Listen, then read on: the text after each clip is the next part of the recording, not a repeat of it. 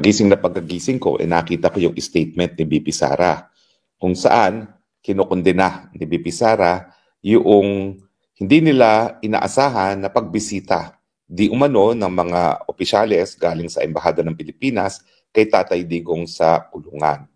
Ang sabi ng Embahada, ito daw ay welfare visit kay Tatay Digong. Ang sabi naman ni Inday Sara Duterte, kinukondena nila ito dahil una-una, talaga namang napakatagal na ni Tatay Digong, 6 na buwan na, wala namang consular visit talaga nangyayari. At pangalawa, ang tingin nila, ito ay kabahagi ng pag-iispiya kay Tatay Digong at ito ay may banta sa buhay ni Tatay Digong. Well, siguro bago natin pag-usapan yung nararamdaman ng pamilya ni Tatay Digong, talaga namang kinakailangan sabihin natin na isa talaga sa katungkulan ng embahada ay yung tinatawag na consular services, yung mga serbisyo para sa mga mamamayan. At kasama dyan sa mga serbisyong yan ay yung pagbisita sa kanilang mga mamamayan na mga nakakulong. In fact, sangayon sa Vienna Convention on Consular Relations, kinakailangan ipagbigay alam kaagad sa consular services ng isang bansa kung isang Pilipino ay nahuli sa kulungan at kapag ito ay hindi binigyan ng abiso ang ating consular service, pwede maging dahilan yan na mabaliwala ang kahit anong paglilitis laban sa ating mga mamamayan. So, malinaw, nakabahagi talaga yan ng trabaho ng ating embahada, lalong-lalo na yung consular service. Pero ang tanong, ito naman ang tanong, unang-una, bakit ngayon lang, matapos ng 6 na buwan, na nagkaroon ng ganyang consular visit? Alam nyo, importante yung consular visit kasi ang possibility kapag ikaw ay isang Pilipino na nakulong sa isang malayong lugar, walang bibisita sa'yo. Dahil karamihan naman ng mga nakukulong na mga Pilipino ay hindi naman dating presidente, mga OFWs. At wala namang kakayahan ang mga OFWs, ang pamilya ng OFWs na talagang bumisita sa kanilang mga mahal sa buhay pag sila ay nakulong sa iba't ibang parte ng daigdig. No? So, importante yung consular visit una-una para masigurado na merong abogado na tutulong doon sa Pilipino. At pangalawa, maibigay yung mga pangangailangan sa kulungan. No? Now, kinakailangan ba yan ni Tatay Digong? Siyempre hindi. Alam naman ng embahada, merong abogado si Tatay Digong. In fact, sa huling pagkakaalam ko, 10 na yung abogadong yan. No? Pangalawa, ito ang crucial. Alam naman ng embahada na hindi nawawala ng bisita si Tatay Digong. In fact, 4 na beses isang linggo siya'y binibisita ng immediate member of the family. So hindi nila po pwede sabihin na, abay, kami nag-aabala lamang dahil baka walang bumibisita kay Tatay Digong. Minsan lamang nawala ng bisita si Tatay Digong ng mga 2 linggo nung merong pumigil sa pagbisita ni Ma'am Hanilet. No? Pero bukod doon sa pagkakataon na yon, hindi po nawawalan ng bisita si Tatay Digong 4 na beses isang linggo at yan po ay immediate members of the family. At nagkaroon na nga sila ng siste kung saan sila ay nagre-rego doon kung sino talagang pupunta sa dahig para bisitahin si Tatay Digong. Kahapon nga pala po, no, matapos yung briefing ni Ma'am Elizabeth at ni Isabel, sila po ay nagpunta sa H&M para bumili ng hoodie. Kasi nagustuhan daw ni Tatay Digong yung hoodie na suot-suot ni Isabel, kaya binili nila ng hoodie si Tatay Digong at si Ma'am Elizabeth, hindi inibinigay o hindi niya planong ibigay yung hoodie pagkagaling sa H&M. Ang gusto niya, lalaban niya mismo yung hoodie, patutuyuin bago ibigay kay Tatay Digong ngayong araw nito. So maya-maya po tayo ay pupunta uli sa Duterte Street para makapanayan itong si Ma'am Elizabeth at si Isabel dahil ito po yung huling dalaw nila dito sa buwan na ito. Ang papalit po na dadalaw ay si Kuya Bong, no? Yung nakakabatang kapatid ni Tatay Digong. So, bagamat kasama yan sa talagang katungkulan ng consular service na isang embahada, yung pagbibisita para masigurado na mayroong abogado at lahat ng pangangailangan ay naibibigay, alam naman ng consular service dito sa dahig na unang-una may abogado na si Tatay Digong, pangalawa, palagi siyang binibisita ng mga kaanak. At itong dahilan kung bakit nagsususpecha si BP Sara na ang tunay na dahilan ay para mag-espiya kay Tatay Digong o di naman kaya para magkaroon ng banta sa buhay mismo ni Tatay Digong. Alam niyo po, may isang leader na linitis din dito ng dating former tribunal, Tribunal for the former Yugoslavia, na dating presidente ng Serbia. Ito po si Milosevic. Namatay po siya sa kulungan. At meron pong pagdududa ang mga Serbians na hindi po yan because of natural causes. Ang duda nila, linason pa daw po dito sa kulungan kung saan talaga nakadetina si Tatay Digong. So hindi nyo masisisi ang pamilyang Duterte na magkaroon ng pangamba na baka yung pagbisita ng consular service galing sa ating embahada ay banta sa buhay ni Tatay Digong. Dahil may nangyari na po na isang dating presidente rin na nakakulong sa kaparehong kulungan ni Tatay Digong ang hinihinala ang linason habang siya ay nakakulong. Yan po ang dahilan kung bakit umalma ang VP Sara at talagang nag-issue ng strongly worded press release na kinokondena niya yung ganyang pagbisita ng ating embahada. Kasi nga naman, walang dahilan para bisitahin other than mag-espiya o di naman kaya maging banta sa buhay ni Tatay Digong. Ako po isang ayon sa paniwala ni VP Sara. Unang-una, bakit naman bigla nagkaroon sila ng interes kay Tatay Digong? Yung mga naunang panahon na hindi pa nakakapasok si VP Sara, yung first 3 days namin dito sa The Hague. In fact, yung first 2 days lang, yun, we appreciate na binisita nila si Tatay Digong. At yung mga panahon na yun, nagbigay sila ng mga sweaters. Kasi nga naman, umalis si Tatay Digong, ang dala-dala lang niya ay yung damit sa kanyang likod at wala ng iba. Bumaba ng eroplano, naniwala man ng jacket, samantalang height of winter pa yon dahil Marso. So yung pagbisita nila sa unang 2 araw ni Tatay Digong is well appreciated at kinakailangan talaga yon kasi hindi pa nga nakakapasok si Inday Sara sa kulungan mga panahon na yon. Pero mula nung nakapasok na si Tatay Digong, talaga namang hindi na sila bumisita dahil wala na pangangailangan. Dahil hindi na siya iniwan ng immediate family. Palaging narito na nga, nagsasalinsinan sila para ibigay ang lahat ng pangangailangan ni Tatay Digong. Now, bakit pa suspitsyoso talaga ang timing ng pagbisita ng embahada? Unang-una, walang abiso sa pamilya. Alam naman nila na palaging may pamilya rito. Alam naman nila na naririto ako sa The Hague. Alam niyo po, palaging bantay sa akin yung embahadang yan.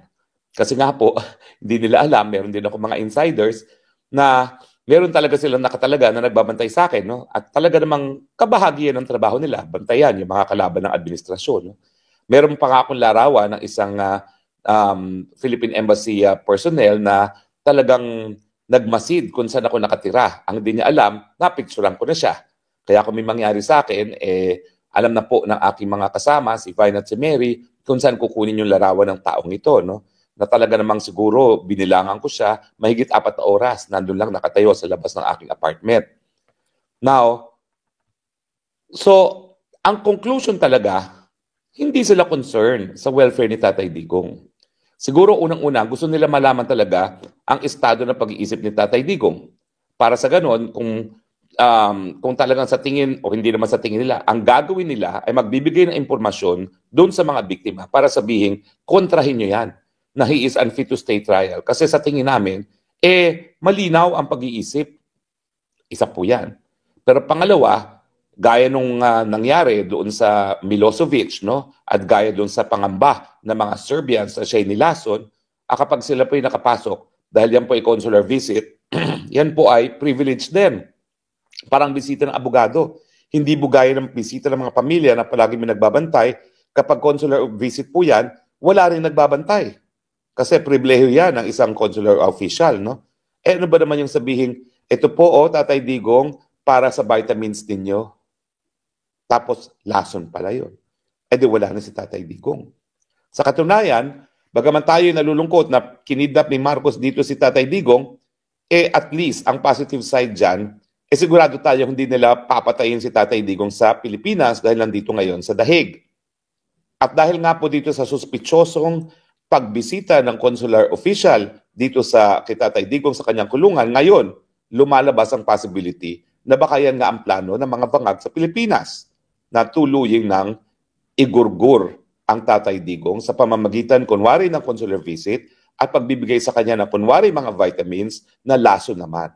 O kung hindi naman outright na saksakan lang yan na kung ano para matigok na si Tatay Digong. Yun nga po Ang sabihin ng consular officials, bakit hindi kayo nagbigay abiso sa immediate family ni Tatay Digong na alam niyong palagi narito sa The Hague? Kung hindi niyo alam kung saan hahagilapin ang kanilang immediate family member, alam nyo kung saan nyo ako hahagilapin dahil palagi nyo akong binabantayan sa aking bahay. Bakit hindi man kayo nagbigay ng abiso sa akin nang ito'y maparating ko sa immediate members of the family?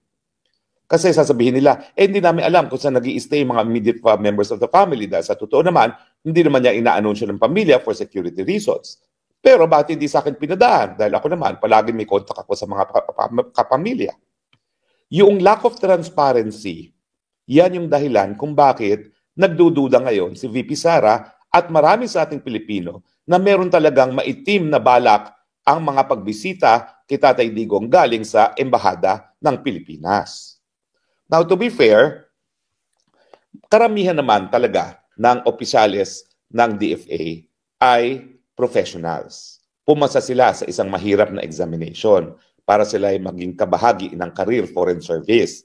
Dalawa po yan, yung career, yung pumasa ng FSO, at yung mga political, yung hindi pumasa ng FSO, pero tinalaga pa rin ng presidente.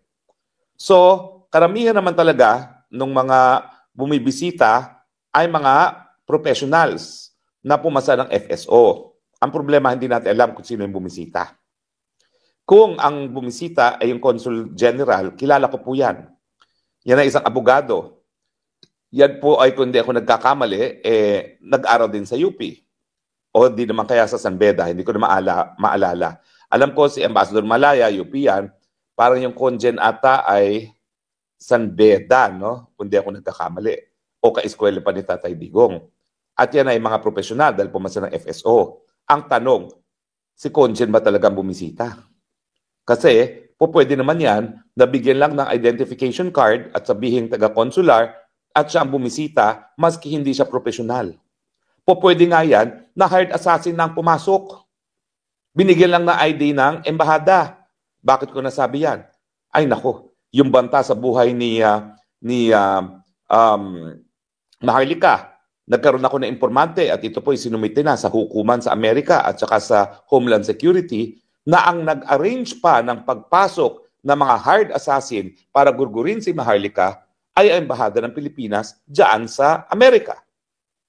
So kung totoo nga yung impormasyon na recover ko at napagbigay alam na sa otoridad ng mga Amerikano, bakit hindi pwedeng gawin niyan dito sa Dahig?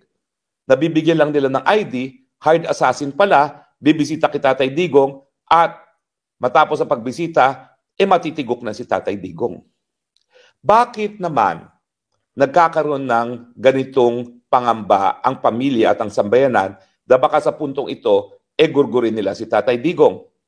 Hindi ba ho, nagkaroon na kasi ng ruling ang hukuman dahilan kung bakit napagpaliban na indefinitely yung confirmation of charges na hindi na kayang tumayo sa paglilitis ni Tatay Digong. Kaya nga po, nagkaroon, dahil dito sa determination nito, na ito ay dahil sa report na isang dalubhasa na hindi po kinuha ng depensa, ang detention facility po ang kumuha ng dalubhasa para i-examine ang kakayahan ni Tatay Digong. Kasi siguro, napapansin nila na limot-limot talaga si Tatay Digong. Abay, may mga gamot na dapat inumin yan.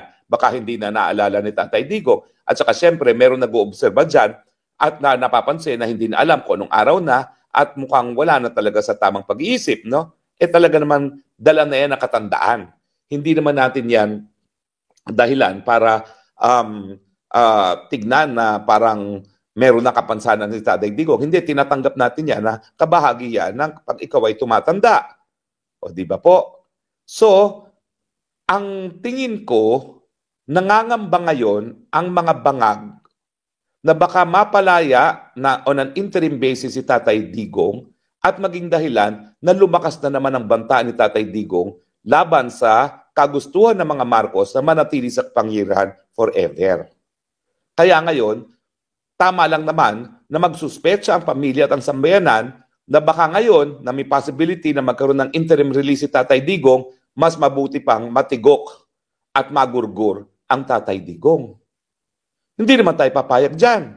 Kaya ako, bagamat wala pang eksaktong prueba kung anong maitim na balak sa kabila nitong surprising visit, consular welfare visit kuno ng mga taga-embahada ng Pilipinas kay Tatay Digong, sang-ayon ako doon sa pangamba ni BP Sara at ng pamilyang Duterte na ito'y kabahagi na isang maitim na balak para gurgurin ang Tatay Digong. Dahil ayaw nilang lumabas sa preso maski interim release. Wala po talagang mga puso itong mga ito. Sa totoo lang, miski mabigyan ng interim release si Tatay Digong, yan ay pagkakakulong, house arrest, sa ibang bayan pa rin, hindi sa Pilipinas. Ang gusto ni Tatay Digong, miski 5 minutes bago siya pumunta sa Panginoon, makabalik doon sa kanyang kwarto, bahay Kalapati, sa Davao, at doon mamatay. Yun lang ang gusto niya. Mamatay sa sarili niyang bayan. Dahil siya 80 naman. Huwag na tayo magpaligoy-ligoy. Naghuling habilin na si Tatay Digong. Handa na siya. At kahapon nga, ang sabi ni Ma'am Elizabeth, meron na siyang acceptance kung ano man ang kapalaran niya. Well, syempre, wala naman ako doon, hindi ko siya makausap. Ang sasabihin ko, Tatay Digong, huwag ka masyadong maabala. Kahit dahil ako, sigurado na ako, dahil Panginoon na ang gumawa ng paraan na ikaw ay magkaroon ng interim release. Bakit? O di ba? Limot-limot siya. Sino ba ang gumawa na kita Tatay Digong na maging limot-limot? Di ba Panginoon yan? Bagamat kung ano-anong mga legal arguments ang sinabi ko na, no jurisdiction because the period within which to commence the preliminary investigation had expired and the preliminary investigation was started 2 years after, barred by the Rome Statute, di ba? Illegality of the rest should never be countenanced and should result in the court being divested of jurisdiction. Maraming mga ganyang legal jargon. Ang sabi ng Panginoon, gagawin ko na express. Sige, ito na. Gagawin ko na siyang limot-limot. At talaga namang, nung day 1 pa lang na dinala na siya dito sa Dahig, sinabi ko naman po, limot-limot na si Presidente. Dahil nag-uusap kami niyan sa telepono, paulit-ulit ang sinasabi sa akin. Dalawa po silang ganyan. Si dating Presidente Erap Estrada at si Tatay Digong. At bakit alam ko naman limot-limot sila? Kasi po yung mga magulang ko at yung aking tiya na nagpalaki sa akin, ganyan din po ang naging kalagayan. 80 anyos na sila bago sila pumanaw. So alam ko. Masama nga ang loob ko dahil day 1 sinabi ko na bakit pa kinailangan ikulong siya ng 6 na buwan? Tapos yun din pala ang kalalabasan. Nalimot-limot kaya hindi na kayang tumayo sa paglilitis. Pero dahil nga po, yung kanyang pagiging limot-limot ang susi para mabigyan siya ng interim release, sigurado po ako na mga bangag administration, lalong-lalo na dahil sunod-sunod ang mga pagsubok nila sa Pilipinas, dulot nitong mga anomalyang mga flood control projects at yung walang tigil na pagdating ng mga bagyo na nagre-resulta na gawing lawa ang buong Pilipinas, ayan po, iniisip nila, hindi po pwedeng makalabas ang Tatay Digong na buhay. At kaya sigurado po ako, may mga tao dyan sa administrasyon na bangag na nagnanais na tigukin at gurgurin ang presidente nating Digong. Ulitin ko po, bakit? Una, alam nila, mayroong pamilyang bumibisita. Hindi nauubusan ng bisita 4 times a week. Kung talagang welfare visit yan, bakit hindi man lang nagbigay abiso? Pangalawa, alam nilang may abogado. Kung hindi nila makontak ang abogado, kontakin nila yung abogado. O kung hindi naman yung abogado, di sana kinontak nila ako nang ako ay nakipag-ugnayan dun sa pamilya. Kung kailan ko lang nakita yung ambassador dyan Nagkaroon kasi dito ng parang embassy fair. Siguro mga 2 linggo na nakakalipas. Binigyan pa ako ng mga matamis ni Ambassador Malaya. Bakit hindi nila ako kinontak? Kung gusto nila makontak ang immediate family para humingi ng abiso na sila ay bibisita. At pangatlo, yun nga po dahil lumalakas na ang panawagan ng Marcos resign, alam natin bilang ng oras ng administrasyong bangag. At itong dahilan kung bakit pinagpaplanuhan siguro nila ang paggurgor kay Tatay Digong. Ating panawagan, ICC. Nagsalita na pong pamilya. Huwag niyong papayagan ang consular visit dahil pag yan, nakapasok ang isang assassin at minangyari kay Tatay Digong, naku po, kayo ang sisisihin ng sambayan ng Pilipino. Di po ako nagloloko dyan. Kayo po talaga ang sisisihin. Hindi lang ng sambayan Pilipino, kundi ng buong mundo. At magpapakita yan na kayo po hindi lang kayo nakipagtulungan sa kidnapper nung dinala dito si Tatay Digong. Pag binangyari po dyan dahil papasok kayo ng hired assassin, alam ng buong mundo na nakipagsabwatan din kayo sa mga mamamatay tao para mawala ang tinik sa mga Marcoses. At yan po si Tatay Digong. Well, sana po, huwag nang magpapasok muli ng kahit sino bukod sa pamilya at sa mga abogado ni Tatay Digong ngayong nalalapit na po ang kanyang interim release. Uulitin ko po, dahil nagdesisyon ng hukuman na wala na siyang sapat na kakayahan humarap sa paglilitis, wala na pong hadlang para siya ay mabigyan ng interim release. Sabi ni Inday Sara, hindi po yan sa Japan. So uulitin ko po, ang suspecha ko, most likely it is Belgium, France, or Germany. Imposible po sa Netherlands dahil ang Netherlands never po tumanggap ng interim release galing sa kahit kaninong international tribunal na nakabase dito sa Netherlands. Pero ang panawagan ko sa lahat, sambayan ng Pilipino, patuloy po nating pagdasal